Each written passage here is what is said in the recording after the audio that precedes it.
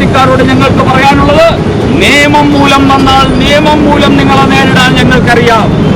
അതോടൊപ്പം തന്നെ ജനാധിപത്യ രീതിയിൽ നിങ്ങൾ വന്നാൽ ജനാധിപത്യ രീതിയിൽ നിങ്ങളെ നേരിടാൻ ഞങ്ങൾക്കറിയാം. ഭരണ നിർവഹണത്തിന്റെ മികവിന്റെ പേരിൽ നിങ്ങൾ ഞങ്ങളെ ചോദ്യം ചെയ്താൽ അതിലും ഞങ്ങൾ ഒരുപടി മുമ്പിൽ തന്നെയായിരിക്കും.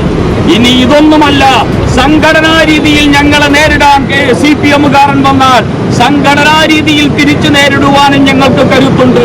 ഇനി സംഘടനയല്ല, നിയമമല്ല, ഭരണ മികവല്ല, ഇനി സംഘർഷവും ശരീരത്തിന്റെ മിടുക്കും കൊണ്ട് ഞങ്ങളുടെ നേരെ വന്നാൽ അതിനെയും നേരിടാൻ ഞങ്ങൾക്ക് മാത്രമേ സാധിക്കൂ എന്ന് എന്റെ കമ്മ്യൂണിസ്റ്റുകാരൻ മനസ്സിലാക്കുക.